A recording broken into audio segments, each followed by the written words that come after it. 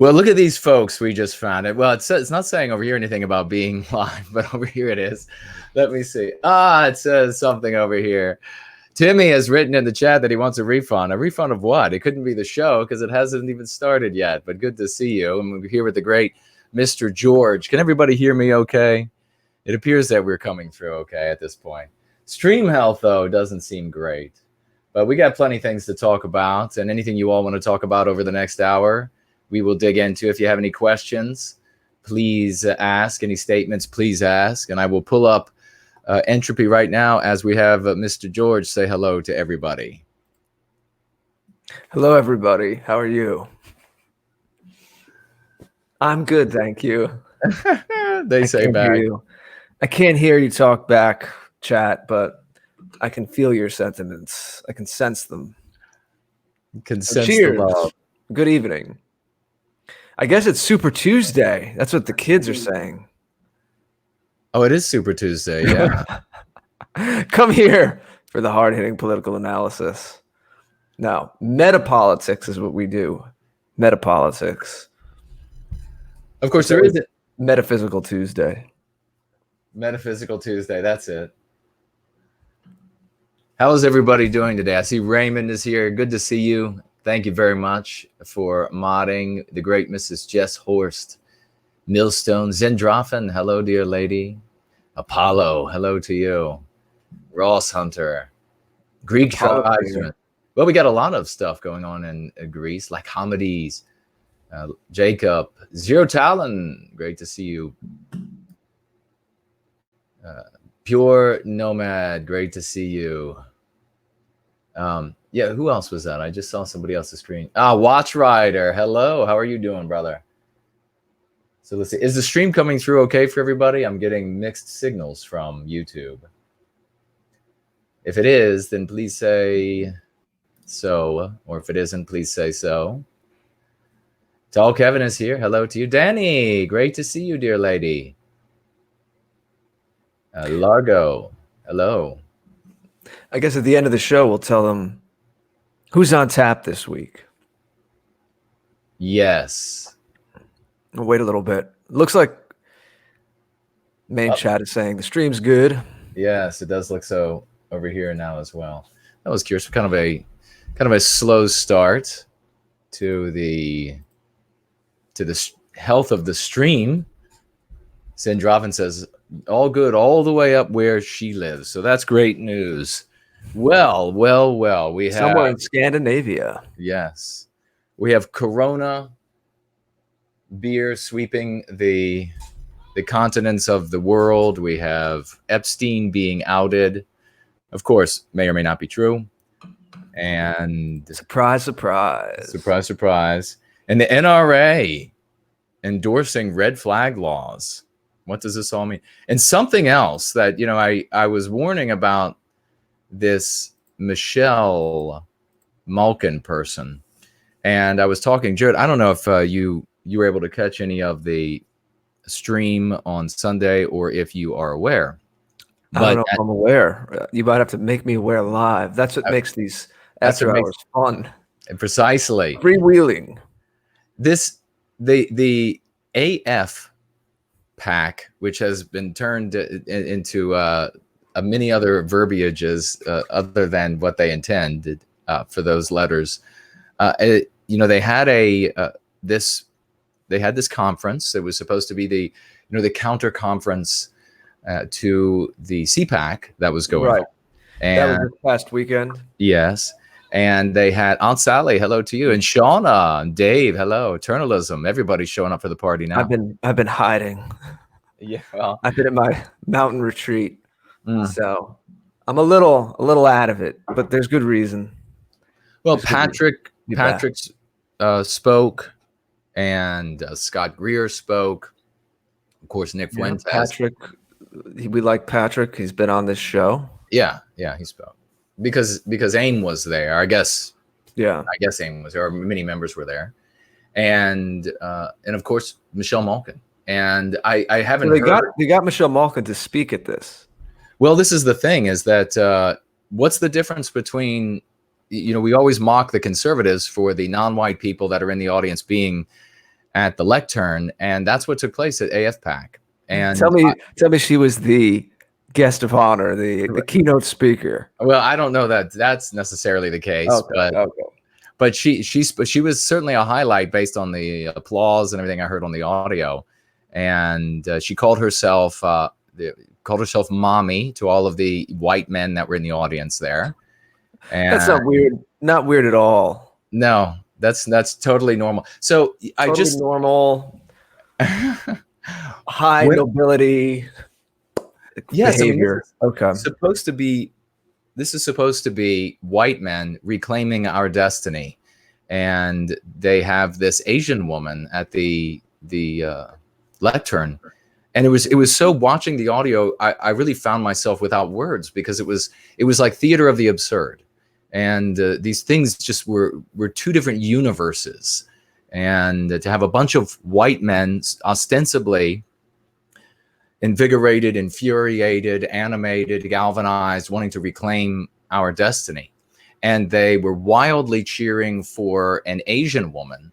And I noted a couple things, and now since I noted it, apparently now there's a whole slew. I have all of these people writing me now about all of these people that noted certain things about her speech. And of course, I had some questions about Michelle a couple weeks back, and what exactly is she doing? It sounded and looks a lot like in World of Warcraft, where they insert someone from the establishment, and the government does, or some other powerful body does. And the idea is that you have this energy that is drifting from your controlled opposition. So you insert this regime character that people know, and therefore they're going to elicit this response that you saw, these people celebrating. They think it's great to have Malkin there. Why? Is it any better to have just an Asian woman off the street and who has the same opinions, or any worse? So that proves that there is this psychological element of this mainstream character that is present. And so I was asking the questions: why would this woman give up millions of dollars of earning potential and go into this environment? And so I speculated about it in World of Warcraft, how she could be used to pace and then lead some of this energy back into the controlled opposition, and even if it's under another name. But not saying that this is the case. I'm merely asking the question. And then they could give her, in World of Warcraft, an exit strategy. So at some point in the future, she wants to redeem her reputation, and certainly for her children's sake, she wants to redeem her reputation. So it'd be very easy for her to say, go back to the regime and say to the totality of the world, well, I heard them talking about wanting to exterminate this group or wanting to harm that group, and so I'm disgusted and I'm leaving it. I thought it was just about immigration and loving America, and so I'm out of it. And so that would give her an exit strategy where she wouldn't win her way back into the mainstream, but she would have been paid very well for her time in doing this, something probably commensurate or larger, if that is what's going on. Of course, I'm just what was the gist of her speech? Well, but this is one of the things that I really thought was amusing when she was going through her speech. And she said, well, it is, and of course she's using, as all of these people incorrectly do to their detriment, using the regime's verbiage and their dialectics. And so she said, well, it is anti-Jewish, but of course she was saying anti-Semitic. It's anti-Jewish to XYZ. It's anti-Jewish to ABC. And just doing like they do at typical conservative gatherings or Republican gatherings, saying, well, look, it doesn't make sense. Boy, we got them now. And then all of these idiots laugh. And you haven't done anything, folks. You haven't done anything. We need to actually have a pragmatic approach like we have here, where we're making a difference in people's lives. And this is becoming something that is tangible and real, not this, well, we got them now. We just showed how dumb they look. And so she's going through this. And she gets to a point where, and by the way, after this point, she said, why is anti-Jewish even a thing with this? I thought the whole point of this American Groyper thing was calling out Charlie Kirk because of loyalties to Israel, ties to Israel. Well, because I guess she's saying that she's saying, look, the regime who doesn't make any sense, the establishment who doesn't make any sense, they say, and this is a great example. And it's one of the examples she gave. They say, this is Michelle talking, that she is anti-Semitic, anti-Jewish, even though her husband is 100% Ashkenazi Jew. Oh, you see how dumb they are. Right. I mean, it's just so cringeworthy. This is just pathetic. And this is what all of these young white men, old white men, middle-aged white men, gelded white men, maybe they all got gelded on their way into this conference. I don't know. Or on their way out. But she said this. Better in the Poseidon mug. Yeah, it always does. She said this, which I thought was really telling. And that is that she got up to say it's anti-Jewish to say that a certain number, and I swear to you, I slid forward on my seat, because if when I was questioning is true that, look, some alphabet soup organization, whether it's government or somewhat government or totally private, came to her and said, look, Michelle, your books, your appearances, etc., are going to result in this much money over the rest of your lifetime. We will give you that plus some on, this sum every month. If you do this for us, you're going to go into this world, you're going to get smeared, but then you have this exit strategy and we'll help you with that as well. So we'll use the media organs that we are able to influence to tell the world that you were had by these awful people. And then your children will be safe. And then you'll have the earnings and you'll have all this to bequeath to your children, and you'll be able to take these fabulous vacations. Still, you won't be just pissing it all away. And but if she had said that anything about a certain number that came out of camps during World War II, if she had said that number was inaccurate in some way, that would be a much harder thing for her to come back from. And so needless to say, when she said it's anti-Jewish to say that a specific number, isn't the case, or question the number, that's how she said it, to question the number, I slid all the way forward on my seat. And then she said, the number of people who died in World War II. Nobody questions the number of white men that died in World War II. Nobody would care if you questioned the number of white men who died in World War II. I think that was a real moment where she may have, if I'm just asking this question, I'm not saying this is true about her. She could be insane. I mean, you would have to be insane to give up for a person in her position, an Asian woman with a Jewish husband and Jewish children, making 6-7 figures off books and speaking deals and vacations and the lovely car, the new car every year, I'm sure, the new car smell. She would have to be totally insane to give all of that up for the possibility of having anti-whites come and bullhorn in front of her house and slash the tires and break the windows out of the car and threaten the lives of the children. She would have to be insane to give all of that up so that she could speak out against immigration with a bunch of people who the totality of all of the anti-whites say are the personification of Beelzebub. So the only way that I think it makes sense for her to not be insane would be that Alphabet Soup came to her and said, you'll get all of this money and we'll help exit strategy you out of this at a later date. Now, if this ends up being true, and anybody who disagreed with me and said it was a ridiculous possibility, anybody who says it's a ridiculous possibility, we better remember who they are. So you remember who to listen to in the future and who you should ignore in the future. So this is a legitimate question, and it really seems to be magnified by this last second veer. You could hear the tires squealing as she goes away from exactly how many people died in certain camps, and it jumps to how many people died in World War II. Like she has any idea.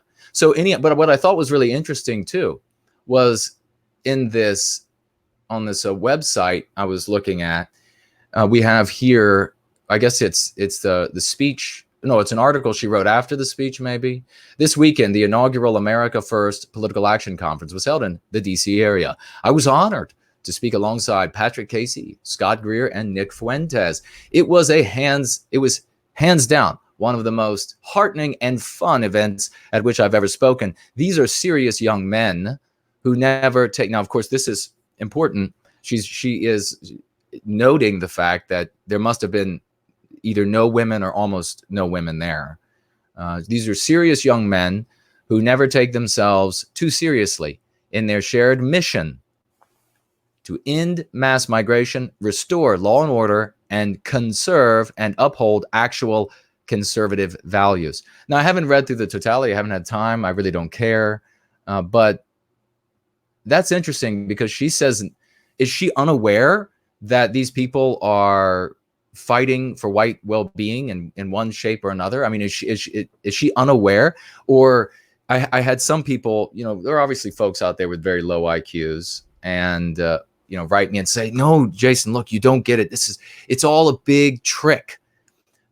Well, who's it? The only person it's fooling is the one other guy with a lower IQ than you. I mean, this is the dumbest thing ever. If this is about this optics, that these people they're not fooling a soul on planet Earth.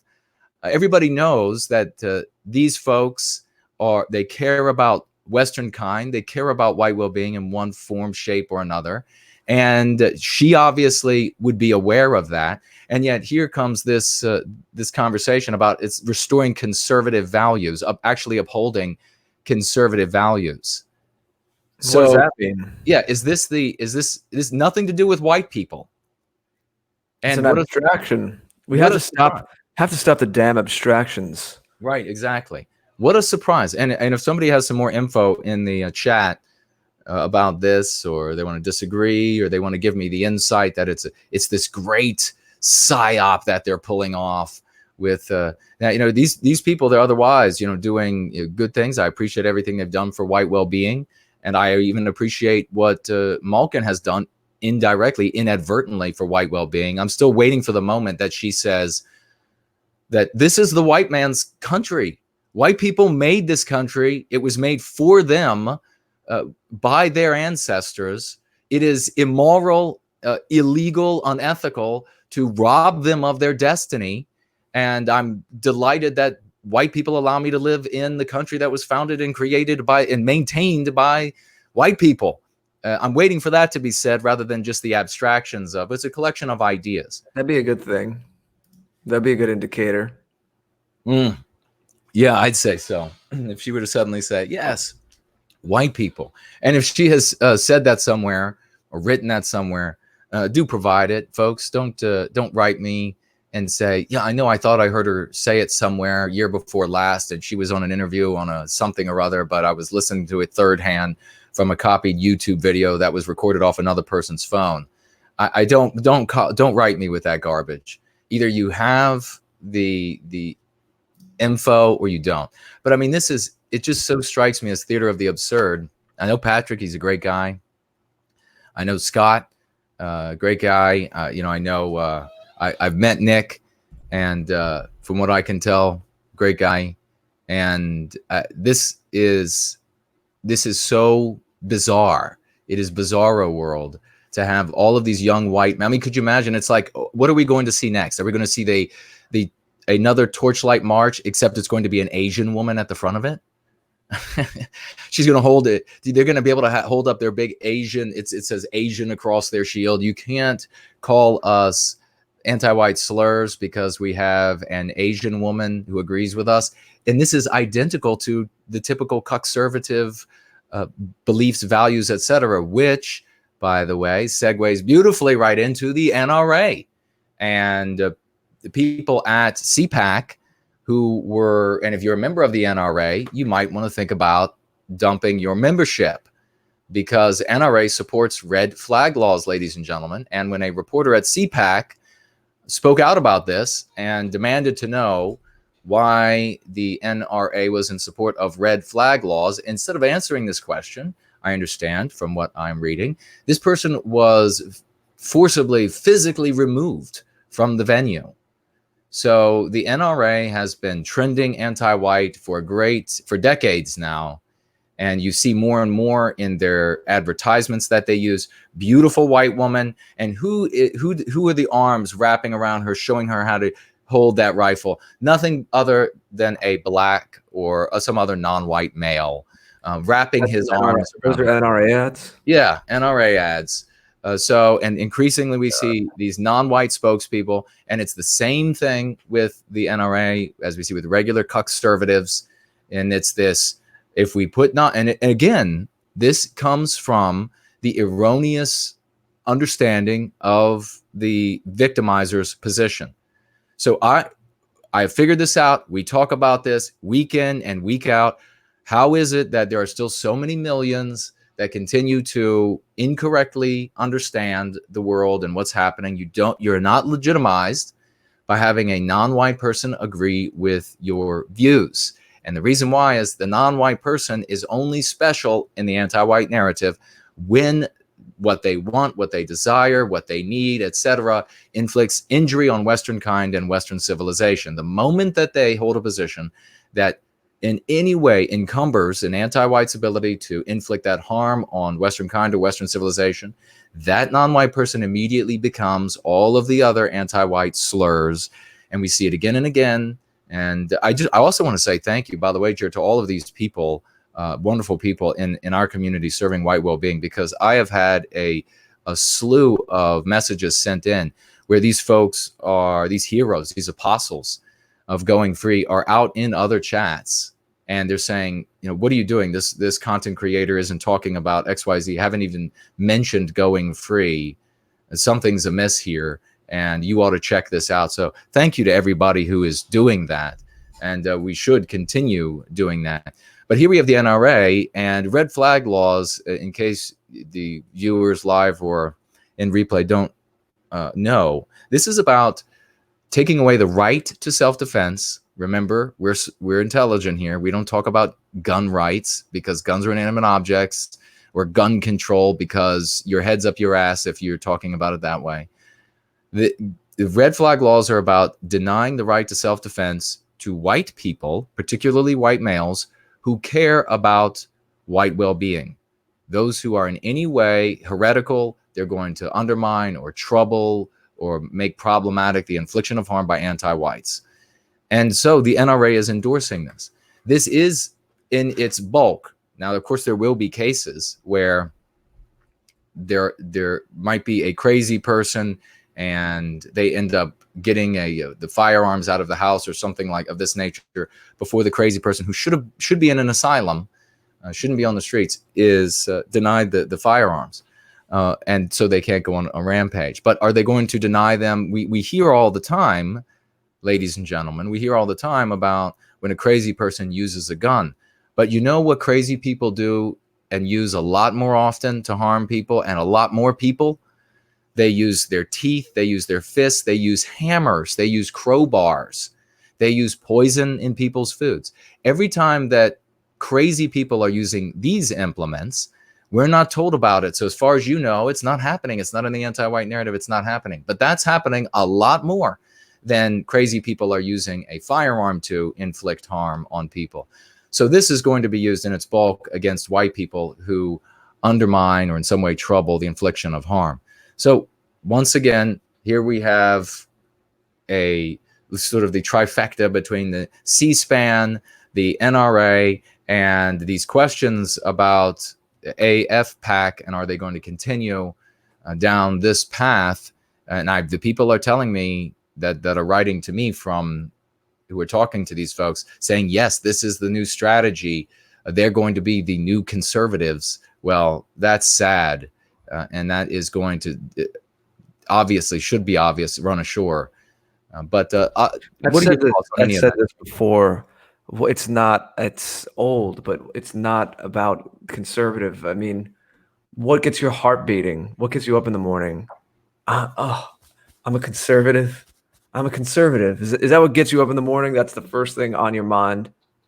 That is what you would sacrifice for. That is what you want your legacy to be, that you upheld conservatism.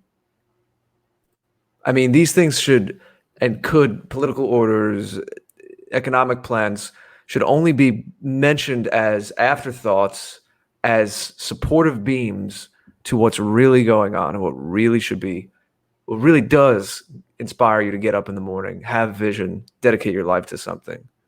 And that's the heritage of your people. Mm-hmm. Come on, guys, don't lose the plot. Just own it. Yes, exactly. Just own it already. Yeah, I couldn't agree more, brother. Absolutely. Yeah, Mr. George and I support all of the good folks who are going out there, who are associated with AFPAC and are upset and they want to right the wrongs in this country. But you are not going to have any more success with non-white shields than the conservatives. And I mean, you have to admit that the joke of the conservative cause and movement has always been that the non-whites that were involved were at the lectern, and you just did the same thing. For what? What is the difference between Michelle Malkin and somebody else in the street? Do you really think that you're going to, and seriously, do you really think you're going to bring over anyone because you have Michelle? They're going to say, well, you know, yeah, they might be, you know, the establishment might say that they are a bunch of mosquito repelling, torch wielding neo-Nazis, but Michelle Malkin was there, so I'm going to go ahead and participate. That's just, it's so sad. But that's one of the things that I would do. This whole falling for a regime figure, somebody who's been put on the TV, is something that is a weakness. And it's something that, by the way, I mean, if you read about the whole idea of a star, ladies and gentlemen, a celebrity, that was created by people who owned the theaters back in the day. And there was no such thing before. These actors were considered akin to prostitutes.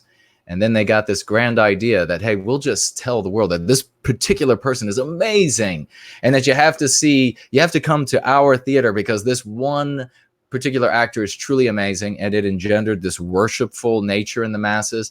And then they realized quickly that gave the individual too much power. So what did the theater owners do? They ended up saying there were tons of celebrities, all of these wonderful people. So they diluted the power of any individual celebrity, any individual actor of the stage. And so now what do you have today? You just have the grandchildren, of this idea. And then you have the exact same thing that comes out in front of, and she walks out, and I tell you what she did. 41 BMC, great to see you, brother. Writes cringe mommy, that she called herself mommy to all these young men, mommy Malkin. I would have, first of all, if I would have found out, if I was attending and I found out that she was speaking, I would have left right then. But if I'd been surprised by it, if I'd been in the room and found, and she walks up to the front to speak and called herself mommy Malkin to all this sea of white men who are actually discriminated against, actually persecuted. Some of them have probably even thought about the ultimate white flight of suicide. And there they are with mommy Malkin at the front of the room. God, just, was it like some kind of softcore porn? I mean, what was going on?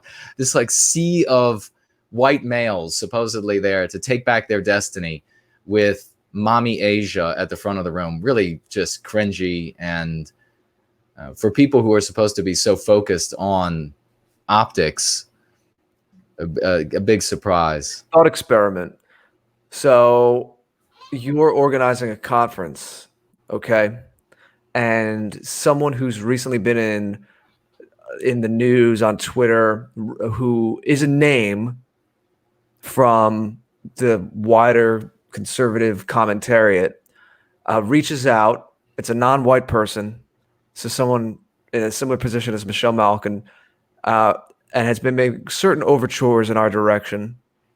So let's imagine in this hypothetical, someone akin to Michelle Malkin reaches out, and you speak behind the scenes, and one thing leads to another, and they say that they would be willing to speak at your upcoming conference to maybe lend their name, their star power, if you will. How would you approach, knowing hypotheticals are limited and that's not a ton of information, but just as a thought experiment, how would you approach a situation like that? Yes, that's a great question. We also have one from Edgar Ross that I'll answer as well for us. And that is that if thought experiment, somebody like Michelle Malkin, say another wonderful Asian woman who wants to keep America as it is, and in our thought experiment, is she white positive, or are her views just abstractionist? Is she saying that white people are the reason why we have America? Well, I don't think we won't go that far because, as you said, I don't think any conservative commenter is that explicit. But it's understood that she doesn't say anything anti-white, and it might be implicitly white positive. I don't know what Michelle Malkin has said, whether it's in commentary in books, on tweets, that could be construed as white positive. I don't know how far she's gone in that direction. But definitely not someone who has made a statement like you did a few minutes ago, where Okay. this is a country made by and for white people, and I'm happy to live here. So this person hasn't gone that far, but they're also not anti-white. Well, I would say with our make-believe Michelle, I would say that she is more than welcome, and in fact, we could use her for adverts to say to whatever her specific community is in the conservative community. So she's a conservative commentator, and let's say that her particular demographic is X, Y, Z. I would say, well, we could definitely use her then to reach out to that particular demographic, X, Y, Z, and say, here she is on maybe we could have it could be just like one of those digital leaflets, if you will. Even on a video, she could make a 30-second video or something like this. And then we would market that demographic with her, saying, hey, look at these folks over here that are serving white well-being. They're doing a great thing. If they have their way, we'll be able to keep all of the things we care about in America, First Amendment, et cetera, whatever it is that they talk about in their psychographics. So we would look at that as well. And so we would use her that way. And of course, she would be using us because she would want us in this thought experiment to have our way in this country so that she could continue having the things that she wants. I definitely would not put her at the front of the parade. We're not going to be led. White men are going to have to reclaim our destiny, or there's not going to be a reclamation. We're not going to be able to. Everybody is welcome to serve white well-being by all means, but it is our destiny that has to be reclaimed, not an abstraction that needs to be reclaimed. And so it's not going to be white men with their arms locked with Asian women that take back what has been stolen from us. It is going to be white men and women who are standing side by side and saying enough is enough. This is our destiny, and we're going to take it back. So I would happily, if somebody, a make-believe Michelle, wanted to speak to her constituency, if you will, for the benefit of what we are doing here in service to white well-being, absolutely would make use of that. But not speaking at a conference. No, absolutely not. Because that's not by and for and about us. Precisely. Yeah. I could see a scenario where maybe there's a big carnival-like atmosphere where there are bands playing and where families are there, and there are going to be a lot of people sort of cycling through the stage. I could see that if there were non-white people who had big audiences and they were openly white positive, not in agreement with us by way of an abstraction, not in agreement with us by way of a you like free speech, we like free speech, so let us, because then anybody would be on the stage then. I mean, how many folks like free speech? How many folks like the right to the Second Amendment? How many folks like freedom of assembly? You could end up with somebody on stage that absolutely does not represent what we consider to be the ideal for our people. And so we have to be the champions of our cause. And not only it shouldn't be our heroes, our leaders should not be. Let me rephrase this. Our heroes should be closer to our ideal robust, healthy champions, and not because we're looking to these people. This is an idealized, as close as we can get between heaven and earth to what we want. And I don't mean that the people have to be perfectly able-bodied every time, but I'm talking about an inner spirit. You're modeling something, right?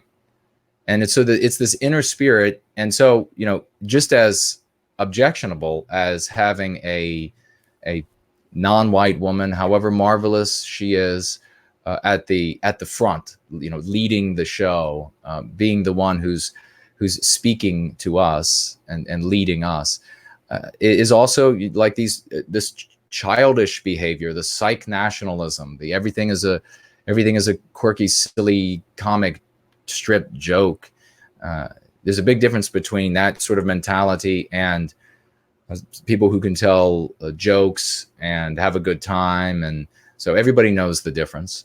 And so, yeah, I think that I would happily invite from every angle to magnify what we are doing here. But when it comes to that spotlighted leadership spot in our universe, in the story that we're writing, it just cannot be an Asian woman. It cannot be somebody other than our truest champions, those people who are getting in touch with the spirit of the West. Because these non-white people, they can't get in touch with the spirit of the West. Just like we can't get in touch with their spirits. We can commiserate. We can look at China, for example, and commiserate with the persecution of those poor people there. But it would be asinine. It would be as inane for me to think, well, I'm going to go and lead some sort of Chinese revolution for the Chinese people. It would be as asinine as having Malkin up speaking to all of these young white men, calling them her mommy. It was just,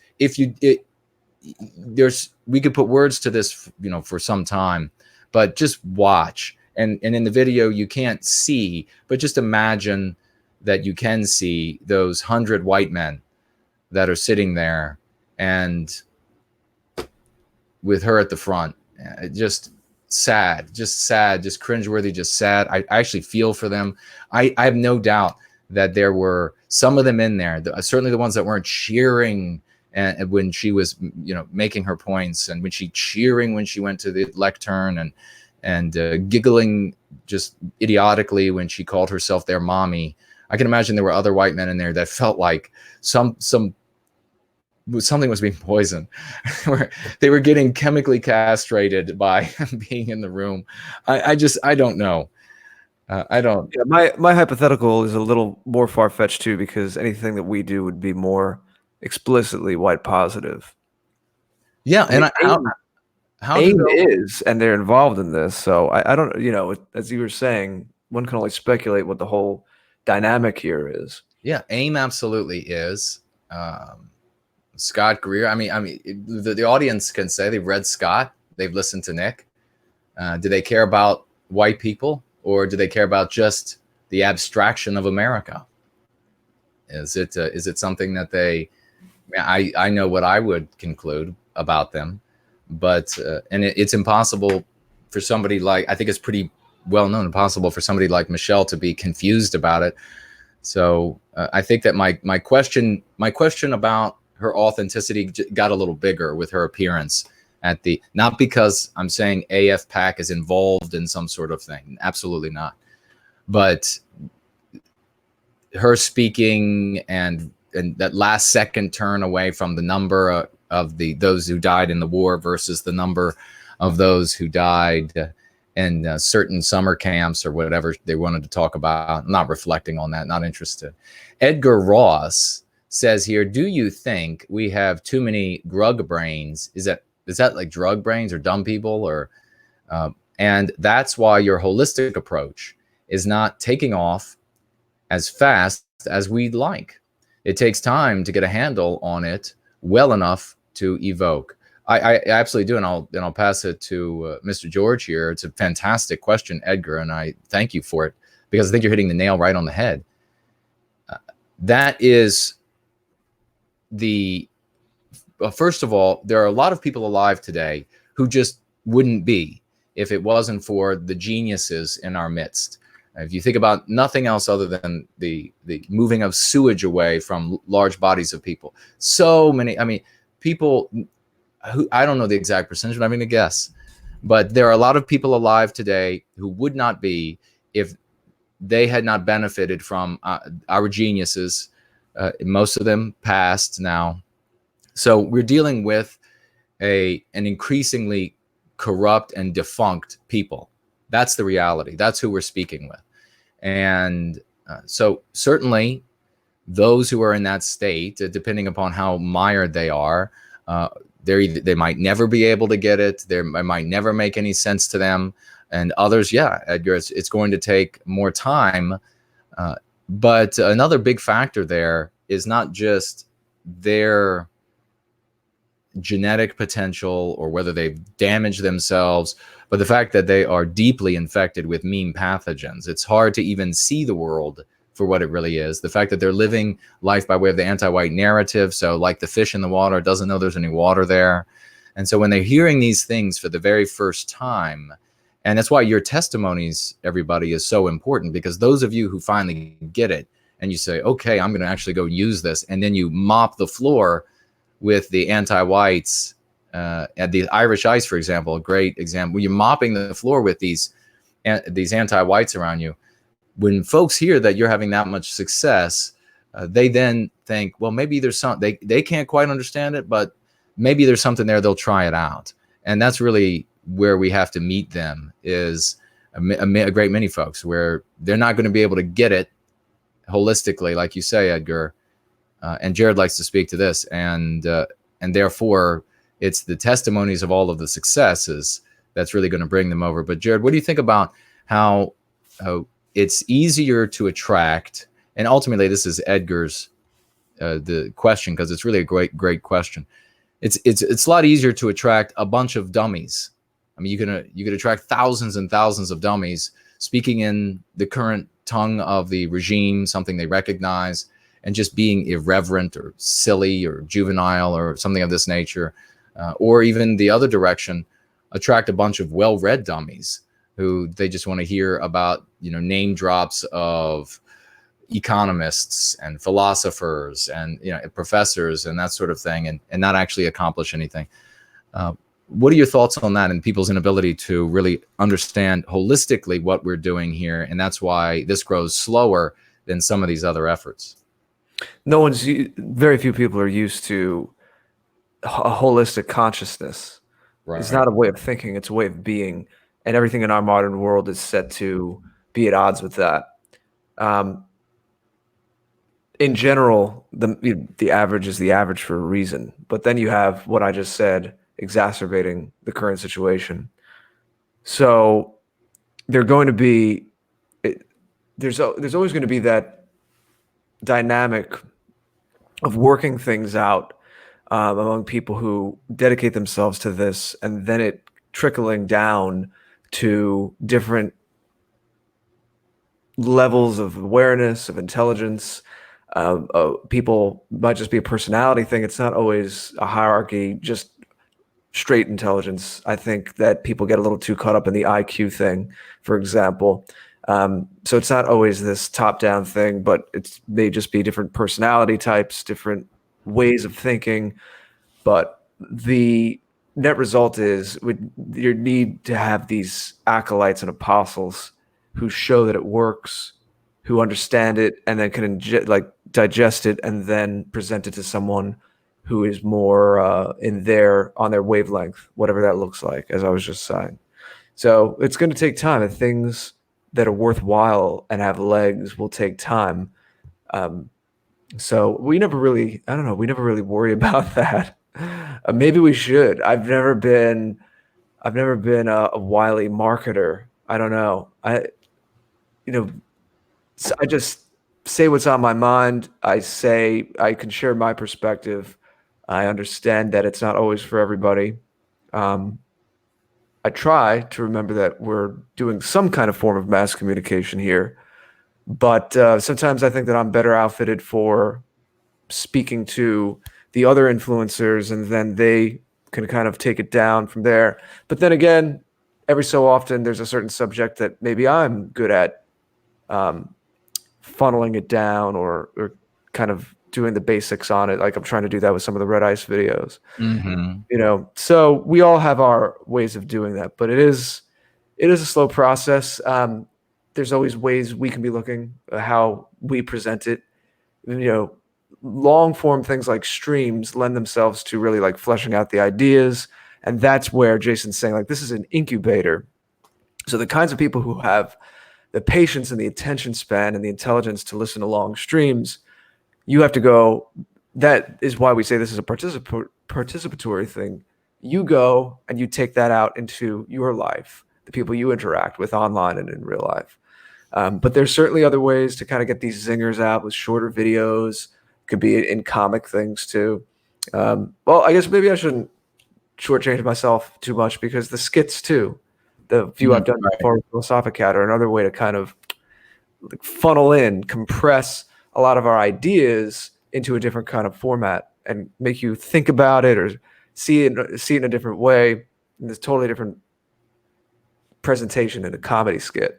So we're still experimenting with how to get it across. That's the fun and the challenge of doing these creative projects and different kind of communications projects. This is all communications. But yeah, it goes to show it's not like we had some marketing scheme or anything. We are just trying to present what's near and dear to us and kind of learning as we go along. So yeah, there's always going to be that low-hanging fruit type stuff you're talking about, like the crass jokes and everything. And it's not really our style. I mean, having fun and laughing, we like that. But the crass jokes thing is my question is always like, what is it for? I mean, if people are learning something from that, I know the common argument with that is it's we've been brainwashed for so long and so many people are in this box of political correctness that's going to break people out of it. It's going to break people out of it. And that may well be true, but what I see is a lot of it just creates a new consensus. Right. We see the peanut gallery show up and it's like, if you say one positive thing about women, you're a white knight, you're a simp. And there's no nuance. And that's one thing that I don't tolerate is a lack of nuance. I demand that kind of holistic, more nuanced thinking from people that I'm going to regularly interact with. So maybe I'm going to only speak for myself. Maybe I won't be the guy to have, big audience with certain things that I do, but that's okay. All of you, it's on all of us to affect everyone that we know in the ways that we can. But the effectiveness is, I think, speaking for itself in the testimonials and a lot of the feedback Jason's getting from what he's doing with the Going Free stuff. So we've talked about this, Jason. We'd rather grow slowly and truly and have a foundation. We want to have a foundation and really do something, not just be like a YouTube star for 3 years and make some super chat money and then go somewhere else. It's not what we're here for. No, not at all. Well, we have Ross Hunter here talking about segueing into money, asking if it would be a good idea to spread some, and I guess what you're asking here, Ross, is personal economic advice for folks, like talking about things like getting away from kosher related products. And would that be another way to reach people? Yeah. And I think we can and will branch out in these other ways. And good friends with the guy over at Coach Certified. So he's a great guy. And I'm definitely for that. As far as I don't know if you were suggesting an economic structure or anything like this. No, that's for our beautiful, big-headed, brilliant white children to come up with those new structures that will change with the seasons of our being, instead of having these static things that end up creating these mortal gods among us with their wealth. White Healing, you are one of the biggest dynamos for white well-being, Mr. Kuna. Thank you very much. That's most kind of you to write. Thank you, good sir. Western Crusader is here. These organizations are portraying all people as being interchangeable with no differences. After all, we're all the same. Wink, wink. Yeah, I mean, if you just adopt, Jared George just said it brilliantly a few minutes ago. If you just adopt this idea, well, you're the same thing. That's all that really matters, is to just adopt the idea. We want to put a moratorium on the immigration. No, what you want to do, I mean, this is a great example, Jared, for everybody who's watching live and in replay. Think about the differences in these two approaches. And I'm by no means saying that the folks who were talking about earlier are making this suggestion. You could determine for yourself. I have no idea what they are trying to do. But should you use and we'll talk about Corona in a moment, but should you use coronavirus to help your friends, family, and strangers go free, to become a people again, so that we can survive this psychological warfare that's waged against us? Or should you go to your friends, family, and strangers and say, no matter what race we are, no matter whatever it is, we can all have this agreement that the law should be obeyed, and the border should be closed because someone might get in with coronavirus? What is going to be more effective for us in the long run? How many times do you have to see this conservative mindset fail? These conservative tactics fail. They have demonstrated, just as we have proof of a concept for success, they've demonstrated proof of failure again and again and again with these arguments. And so it's really detrimental. And again, I'm not saying that's what these folks are doing, but I don't know.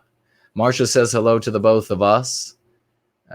White Healing says, I spoke to a... Marsha. Sorry? I said hello, Marsha. Okay. White Healing says, I spoke to a coworker about going free and gave him the book, since he seemed to generally care about white well-being, despite having many common vices. And this poor gentleman is suffering with vices of video games and pornography and etc. Well, White Healing, thank you so much for doing that. And let me tell you, the power that is going to course through you, it might not be this individual, but we can tell you without pause that when you reach your hand out to one of our brothers or sisters and you help them go free, the feeling is ineffable. You can't put words to it.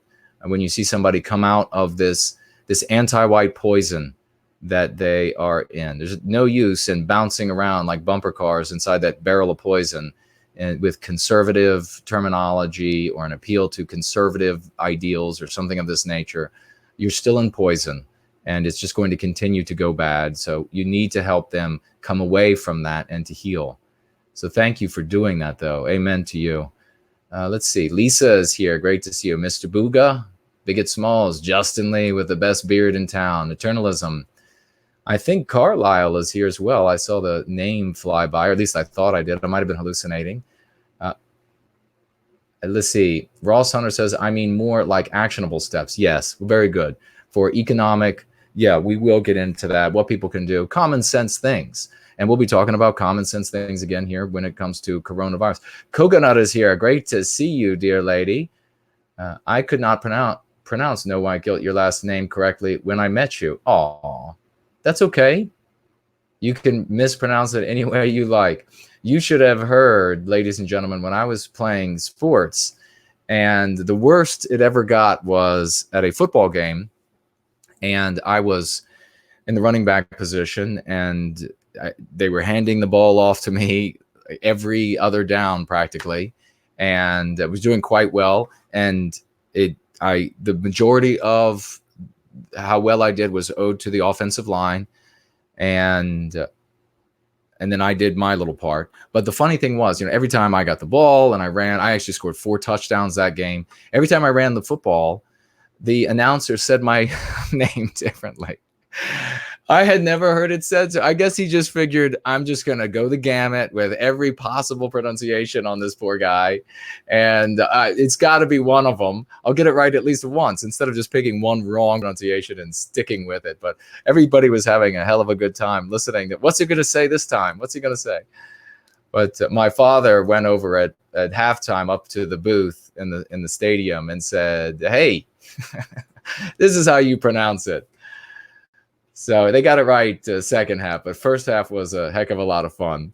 Everybody's heads turning around. I threatened to change the last name to Smith after that. I'm fed up. They're never going to get this wrong again. So it looks like now, folks, if you do want to super chat, it's like any other night when we are after hours. We're not going to be here much longer tonight. And you can super chat over on Ko-fi, and which is 6%, Cash App, which is 15, and Entropy, which is 15. It is open, and there's also the question widget over there on Entropy if you would like to pose any questions there and vote on yours or your own question or anybody else's. JT Smith is here. Great to see you. And I'll check out those. I'll get the screen ready, and I'm going to jump over to this.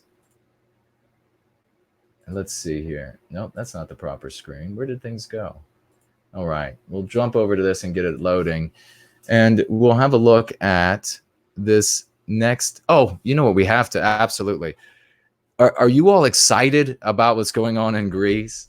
I mean, the Greek government is still anti-white, but their people, the Greek people, our brothers and sisters in that country, are fed up.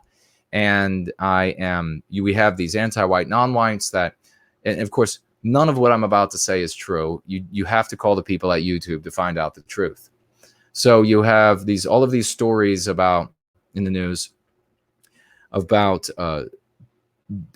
Turks harassing, bullying, burning down shops or whatever it might be of these other peoples who are not native to Turkey, to compel them to leave, to make them part of this biological weapon. Who knows how many of these people have coronavirus or whatever else they might have.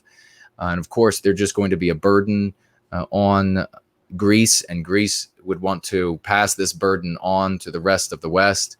And they're potentially thinking about maybe the rest of the West won't be willing to take this burden. And so we'll end up stuck with them and ruin the country because of all of their needs that have to be met, medical needs, financial needs, housing needs. And there just isn't an endless supply of all of these things. Of course, we're talking about this in World of Warcraft, which perfectly mirrors what's happening in the real world in some respects. And so these people are showing up, and we've read now, again, whether or not it's true or not, the anti-white, non-whites trying to cross the Greek border have fired live ammunition. The Greek police have fired live ammo back, and I think at least one of these in anti-white, non-whites that were trying to come in was shot dead. We have all of these videos of the Greek Navy shooting their weapons across the bow of some of these giant inflatable rafts that these people are using to try to illegally enter Greece, and then pushing the boats around with sticks, climbing aboard the boats, and taking components out of the motors so that they're just dead in the water, and the Turks have to sail out there and grab them and bring them back. And I saw the video footage. I don't know if you did, Jared, but all of these Greek farmers showed up with their tractors to help to light up the border, to help the Greek military, which apparently is pretty flaccid, I understand. And so they're trying to help out in any way they can. And all this is very interesting because the Greek government's hand is really getting pushed here by the people. You have these islands where they showed up in force, and they had these ships, and they're disembarking all of these quasi-military police onto the island. And then as one of our wonderful members in the audience said, the Greek people on that island used their persuasion skills to help these police to leave the island. And I thought that was fantastic that they were being helped to, with their persuasion, being helped to leave the island. And about that Greek rhetoric. Yes. And the police were so persuaded to leave that on their way out, they were just jubilantly just breaking the windows out of automobiles, and because they were so excited about having been persuaded to leave. And so it seems like the Greek government now, it may be getting to a point where, of course, now Greece is afraid of Turkey's militaristic ambitions. And not many countries, or none, have said that they would side with Greece if Turkey were to militaristically invade or attack Greece.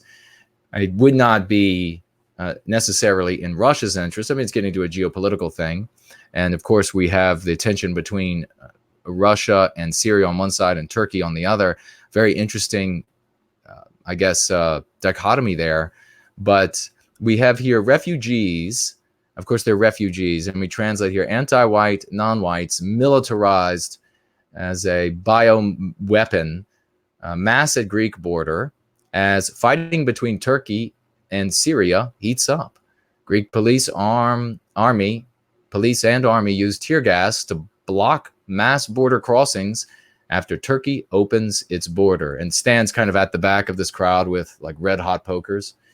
Greece, thousands of migrants and refugees massed at Turkey's western frontier Sunday, trying to enter Greece by land and sea after Turkey said its borders were open to those hoping to head to Europe, those hoping to invade Europe and join militaristic rape gangs and everything else that happens in World of Warcraft.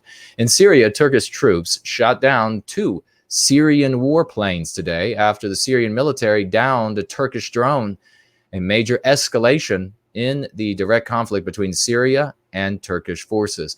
Turkey's decision to ease border restrictions, I'd say that's a euphemism if I ever heard one, came amid a Russian-backed Syrian government offensive into Syria's northwestern Idlib province. So poetic when they name things over in that part of the world.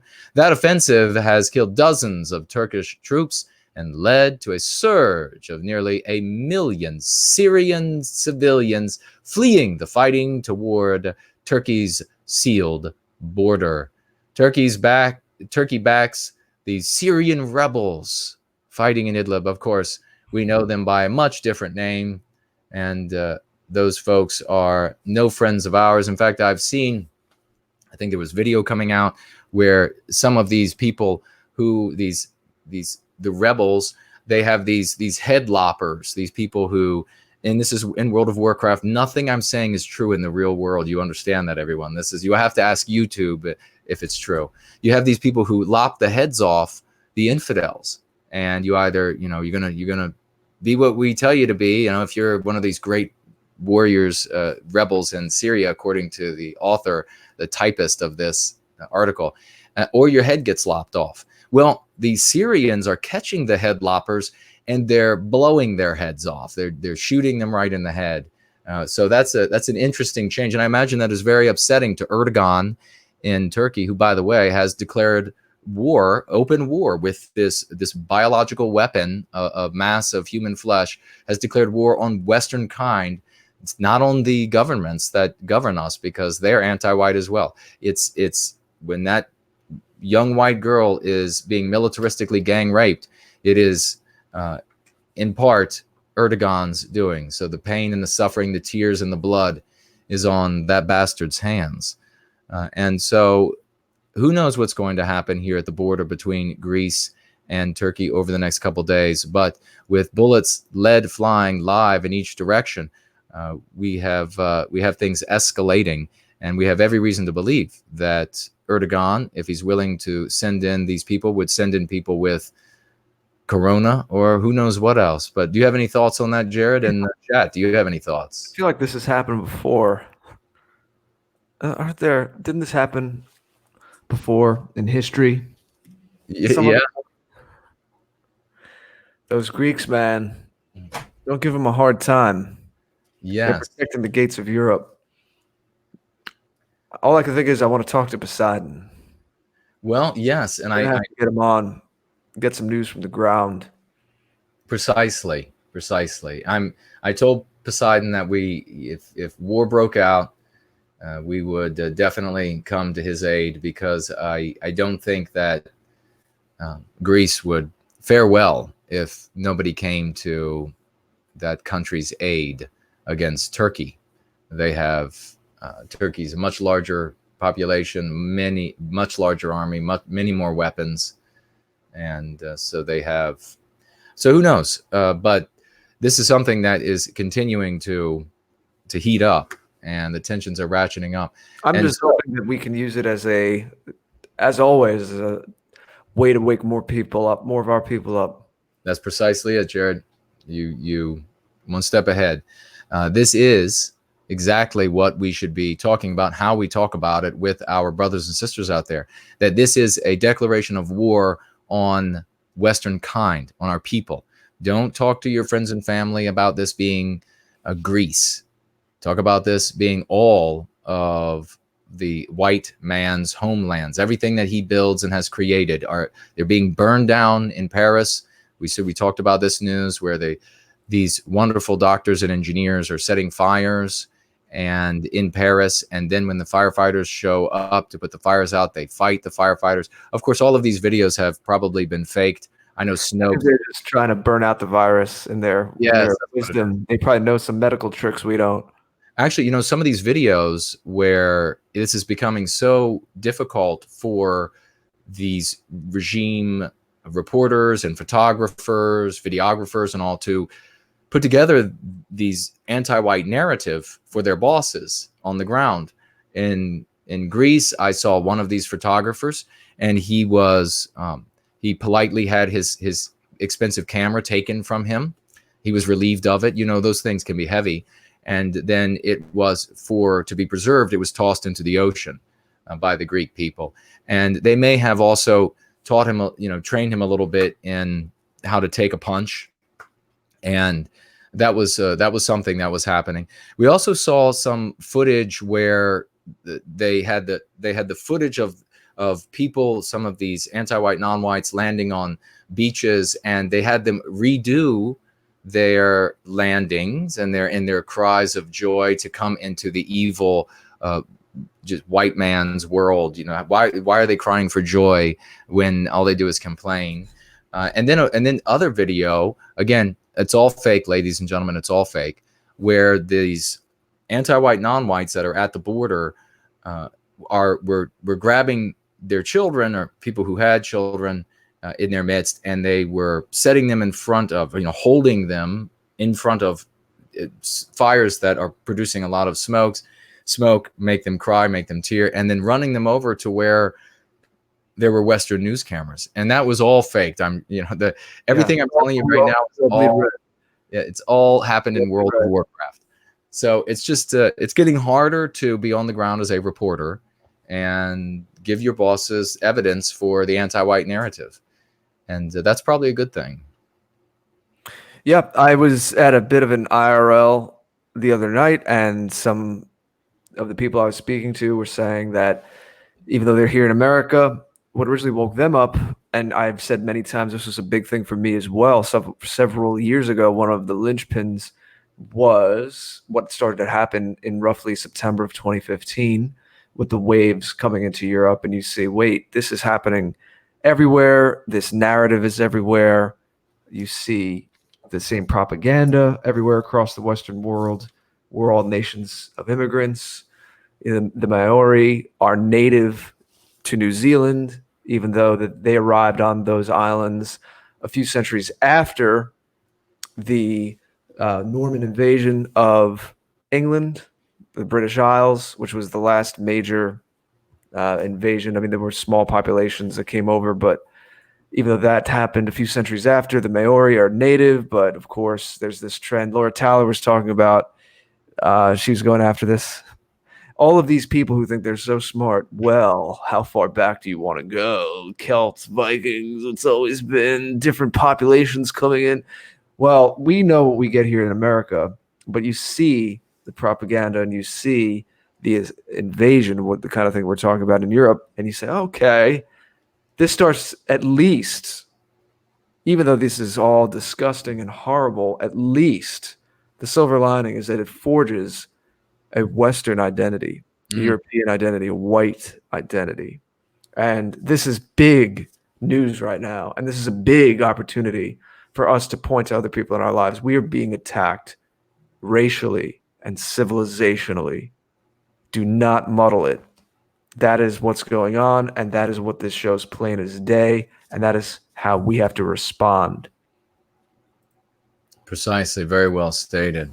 We have Irish Ice saying, handed out lots of flyers today. It's a good feeling. Thank you so much for your service to White Wellbeing. I salute you, brother. You're doing great work out there. Obviously the spirit of the West is moving through you, and you'll feel it growing stronger in you day after day. Well done. Coconut says, I hope everybody we know in Nashville is okay from the tornadoes. We hope so too. Our thoughts, prayers, and hope go to those good people, and we hope that if they were harmed, that they'll be back on their feet really soon. I haven't heard from anybody in particular, so I hope that everyone is okay. Let's see. Cam says, no white guilt here ever from an Irish woman.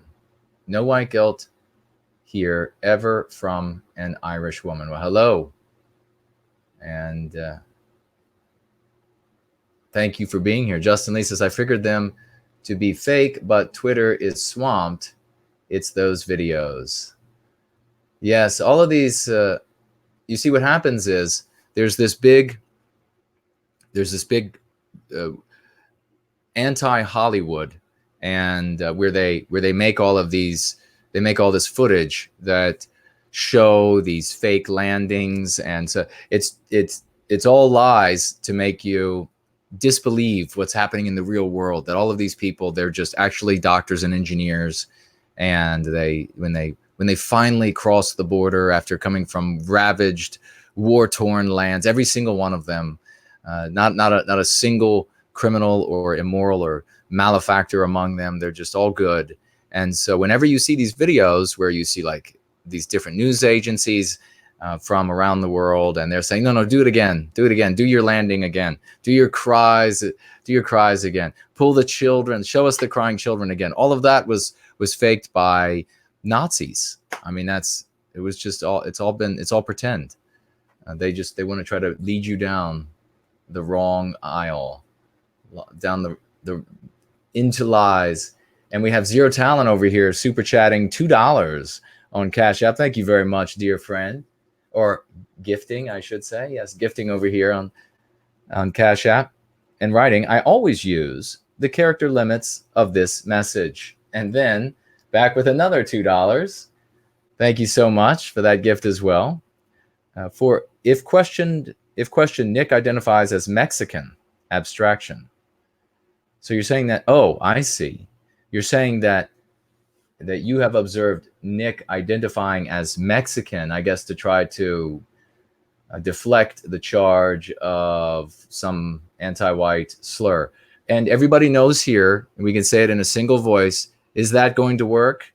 No, because that woman standing up in front of that room, who is as non-white as she can be and married to a Ashkenazi Jew by her own admission, says that she's called anti-Semitic. So you can have anti-white slurs used on you. You will have them used on you. It doesn't matter how pure non-white you are and how pure all of the in-laws non-white they are. If you say something that undermines the anti-white's ability to inflict harm, you are an anti-white slur. And so if somebody says that they are of non-white lineage because it's 5%, because it's 20%, it's certainly not going to work for them either. Well, I haven't heard him say it in every context, but when I've heard him say it, it's been more on his show in a tongue-in-cheek way, just to round that out a little bit more. So as a joke, like everybody knows that I'm actually X. So you know how his presentation is. You know how his show is. Like, me, I wouldn't do this. I'm Mexican. Yeah. It's more that, to be fair, that's the context I've heard it in. Okay. So not maybe when pressed in other platforms, he tries to pass it off. I don't know. As I said, I don't have a catalog of every time he said it. Right. But the observations I've made when I've seen him refer to himself as Mexican are more in line with what I just said. Gotcha. Thank you very much for that. And we have Coconut. We try to be fair here, people. We try to be always fair here. Yes. Coconut says the South African says hello. Well, hello back to that robust gentleman. Great man. Let's see. What else do we have here? I think that is it for there. And we will touch upon this, but we will touch with a biosuit on upon this coronavirus.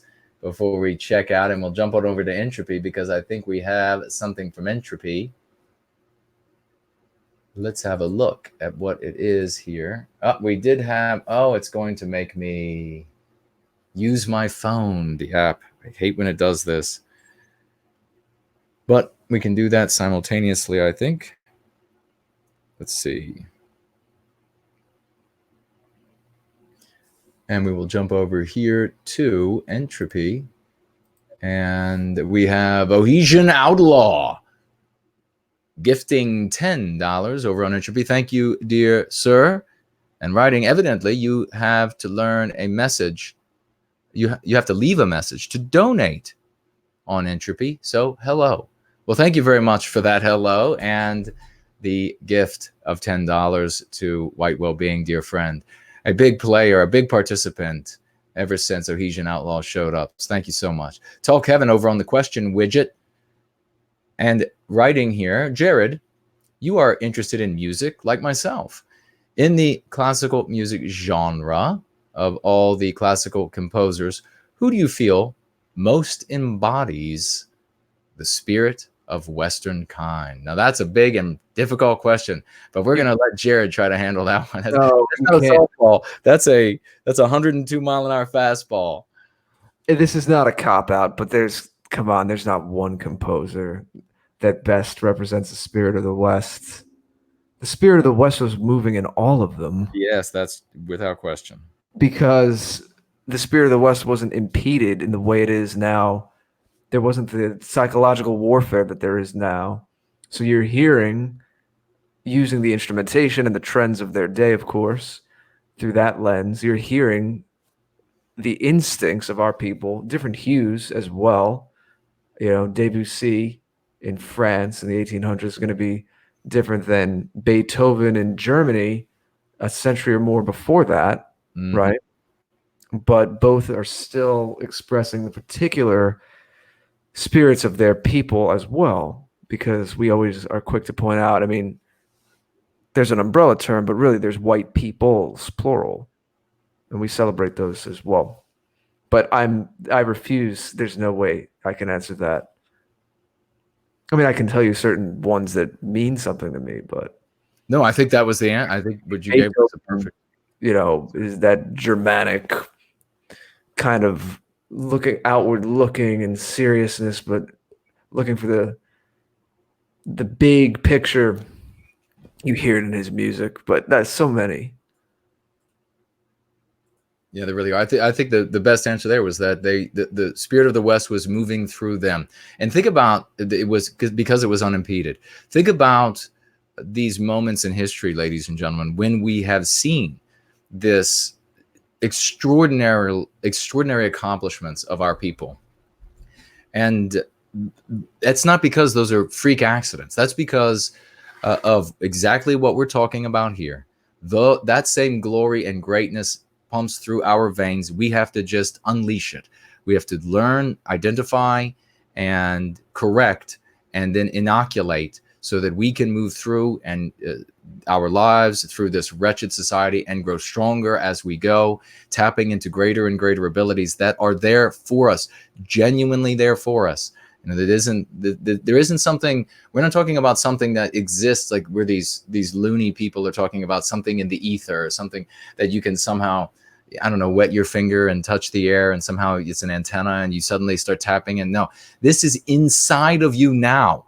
It's like when you buy a software and you've only bought a certain portion use of that software. The totality is there, but you are unable to access it because you don't have the keys to the rest of the software. If you buy the keys to the rest of the software, you can then use in the increasing amount, even the total amount. That's what this is like. So you have these blocks in place. You have to work on these things that are holding you back, these poisonous things, these infections. So let's see. We have one more gift from Michael. Thank you so very much over here on Cash App with $3 and writing for appreciation. Well, we appreciate you back, and appreciating the work that we are doing for White Wellbeing says a lot about your good character. just as it does when people reject what we are doing. It says a lot about their characters and what they are trying to do in the world, whether they're in the white positive sphere or outside. Here we have on the news, coronavirus toll reaches 9 deaths and 18 other cases in Washington state. Seattle, the novel coronavirus. I find it so amusing how they continue to change what they call it. I have no doubt that if we were to go into most homes and ask them if they know what all these different things, they would be completely confused. Is it the same thing? Is it different things? What are they talking about now? It has to be politically correct. Yes. The novel coronavirus tightened its grip on Washington state Tuesday, with 9 deaths reported and at least 18 other cases confirmed statewide. Now, how many of you out there believe that they've got them all ironed out now? Or how many of you out there believe that maybe we should add a 0 or 2 to the numbers they give? 8 deaths have been reported in King County, and 1 fatality has been reported. Health officials said one of the deaths confirmed Tuesday happened 6 days ago. So how many of these people have died? They're being reported as dead for some other reason. It's like in China, I had somebody say in another context away from serving white well-being, saying, how do you know how many people are, how can you say that you could potentially add another 0 or 2 in China if they're not reporting that? And I said, well, simply look at what's happening at their funeral homes, what's happening at the businesses that are supplying the caskets for funeral homes, what's happening at the businesses that supply the headstones for funerals, what's supplying where they are. So all of these things have to happen when somebody dies. If you use your brain, you can figure out, and you can get this data, which people have been able to access. You can figure out that indeed these things, the crematoriums, everything, were pushed absolutely to their max. They're still pushed. Well, and of course, this might be untrue. Ask YouTube, because nothing we're saying here is true. You've seen those numbers? The numbers of, yes, all of these things maxed out completely, yes. And they indicate much higher numbers than are being officially reported. Precisely. So that's a bit of info I did not have. Yeah, it's very telling. It's hard to hide. They would somehow fudge even that. You can't. In China, it would be, if you're not from a family with a name or something, they're just gonna throw your body out the back of the hospital. Yeah, and not say anything about it. Well, maybe not with something like this, but they'd burn it, or it wouldn't be a formal, let's go get a headstone and have a formal service like you're saying. Yes, yeah. So they in World of Warcraft. In World of Warcraft, yes. And so all of these down chain suppliers, the people who put the fancy designs on caskets, the people who make these urns for ashes, all of these businesses are maxed out, and that is not happening in World of Warcraft. They're maxed out. That's not happening if these numbers that they're giving are accurate. And of course, why would believing the communist Chinese government, why would that be? Of course, YouTube would give us a strike if we said that the Chinese government was lying about anything. But, because they always tell the truth when they oppress people. But indeed, so we're seeing here in this country that the numbers, and we're seeing elsewhere, the numbers of those who are afflicted is rising. And those who are dying from it is rising. How many people are dying and the deaths are being written off as something else? Because, like, for example, when you die from cancer, it's often something other than cancer that is the thing that actually kills you. Yes, cancer is the thing that caused the other thing to kill you. Yeah, or you're compromised, right? Yes, exactly. So it could be you starve to death because you have a tumor here and you can't eat anymore. This doesn't work. So it's actually death by starvation. So all of these, they could be saying any of these different things. So the question is, well, first of all, of course, we have to say, because if we said something like, don't trust the United States government or so, we would never say that. YouTube would immediately sweep in and everything would be gone. So trust everything the United States government says, because they always have your interests at heart, ladies and gentlemen. And but we're going to tack on to that we had a question the other day on Sunday, Jared, that should we be prepping? And what I advocate is what I'm going to say now, and this is the kind of prepping that I think everybody should be doing. You should immediately get rid of the habit of touching your face. Now, there are different, you can go online and you can find out averages of how many times people touch their face. It's like hundreds a day. This is the most common form of transmission. Only touch your face once you've washed your hands. And like prior to me starting the stream, I know that I'm going to be touching my face.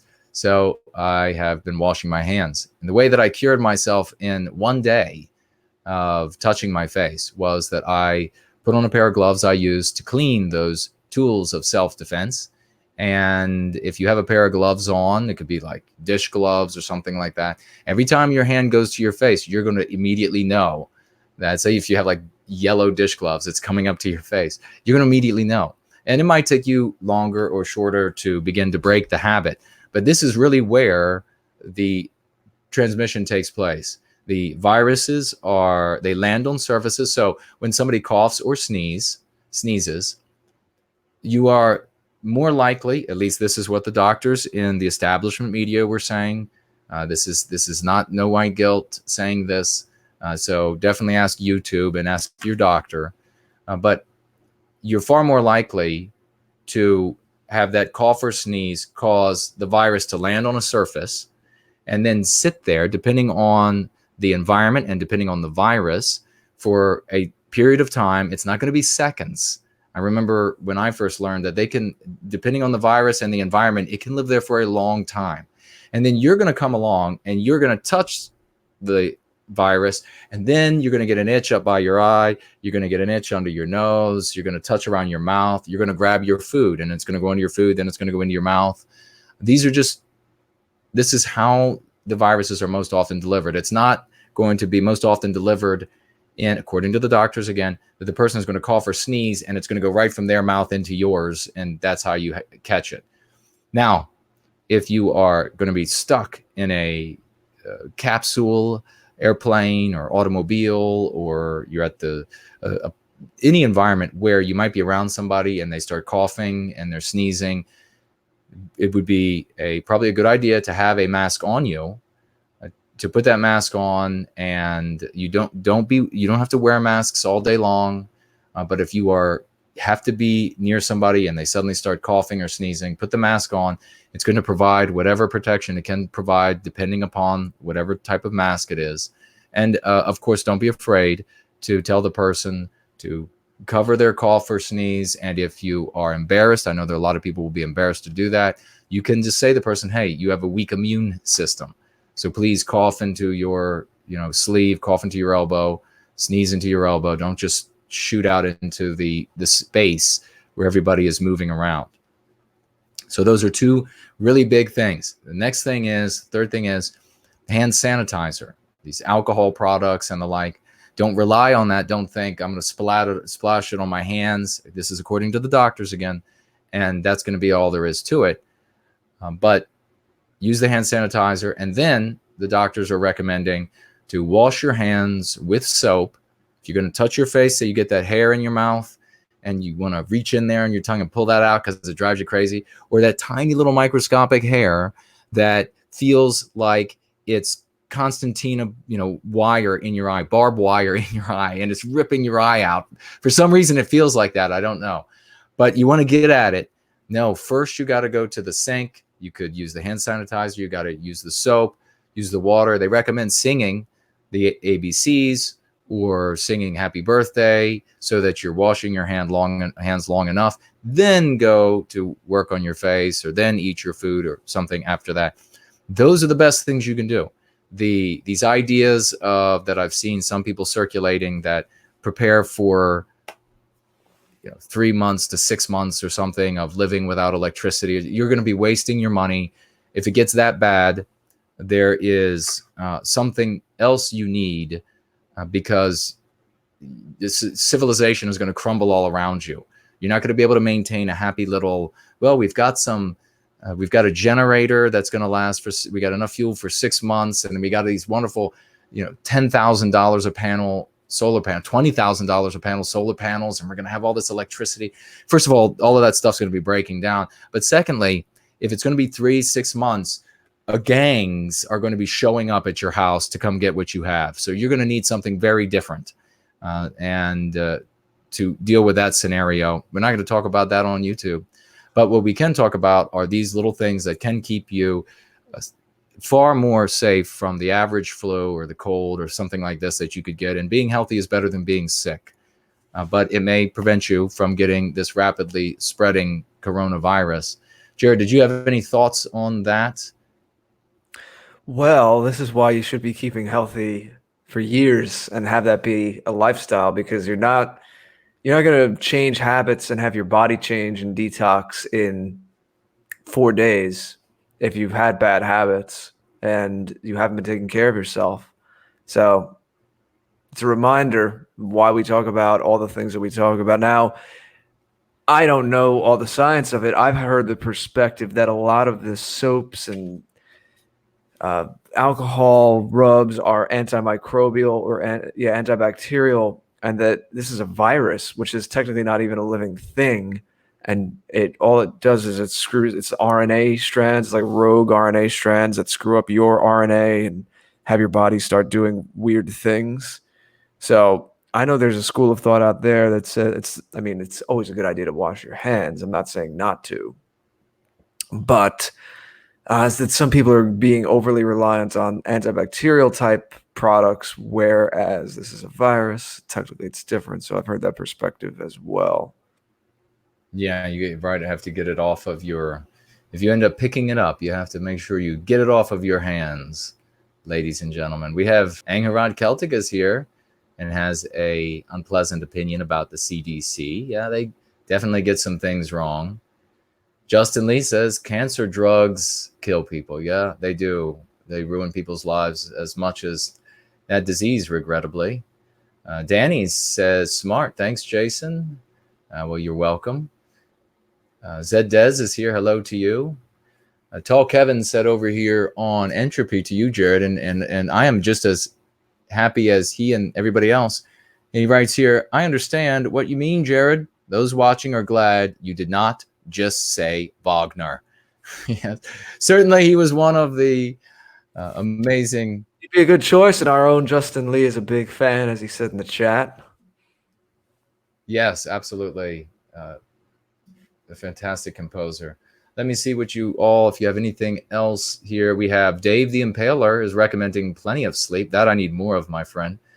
Vitamins, elderberry supplements, etc. will certainly help your immune system as well. Yeah, you want a robust immune system.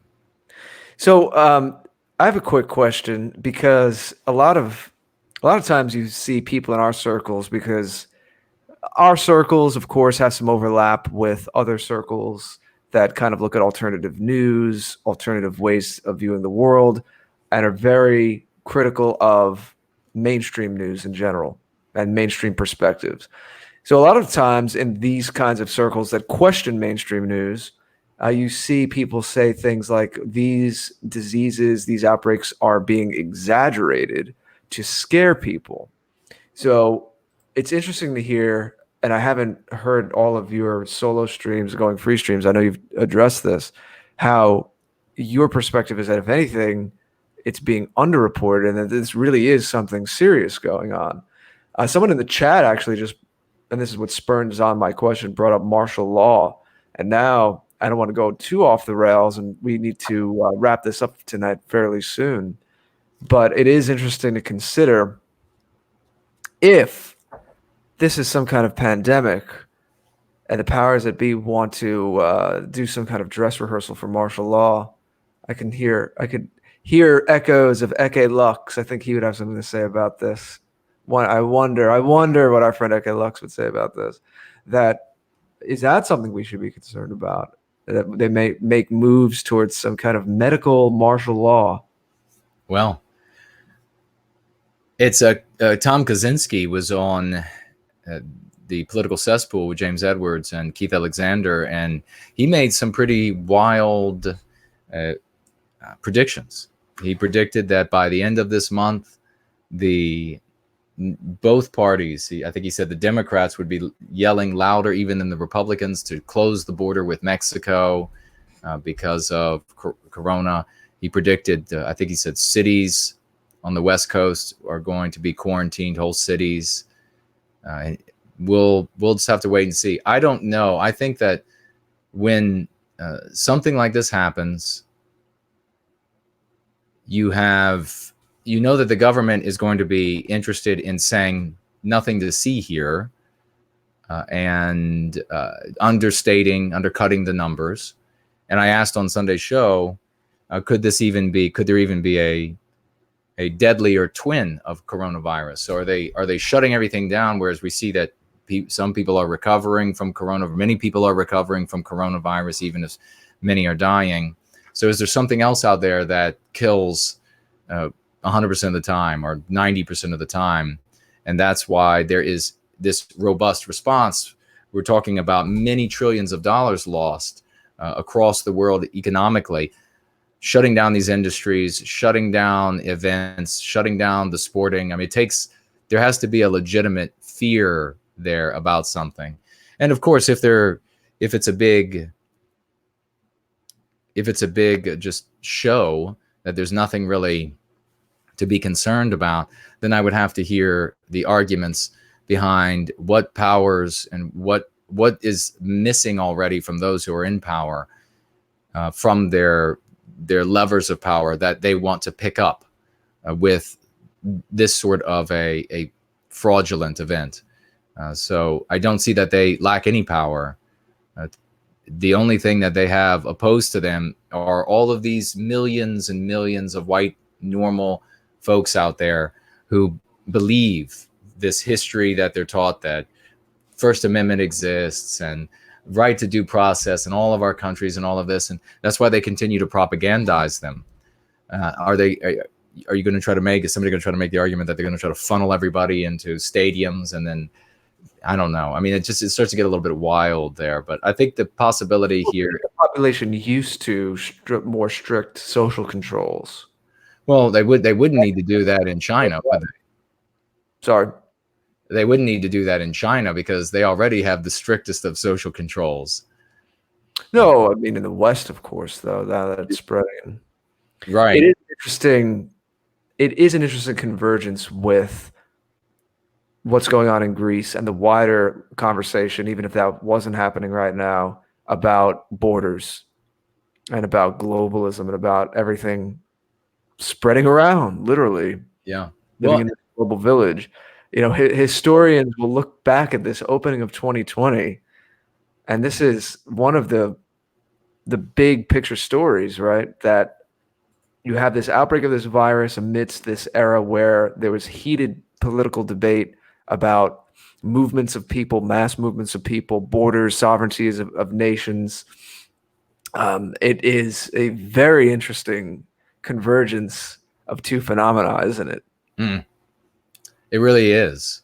And the thing that we should be talking about, ladies and gentlemen, is not just that a disease could get in because we have these anti-whiteism. Remember, call it that.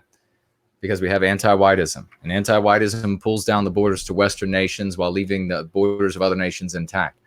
So it's not just that a disease could come in on the back of somebody, but it is that people could come in from these places and bring their biospirits and their culinary habits and etc. that potentially have been the cause of these things for a very long time. One might try to make the argument now that this was some sort of bioweapon. They don't know for sure. Nobody does. Cooked up in some laboratory. But there wasn't bioweapon cooks back in the day. And yet we still saw all of these. The Spanish flu came from China. These sorts of things, of course, look it up for yourselves. YouTube would probably give a strike, but just look it up for yourselves where that came from. Allowed to assign a nationality to, right, to a virus, Jason. Well, actually, it was the World Health Organization. That's right. Don't misname these. Be responsible with your language. It came from not all of China, but some province in China.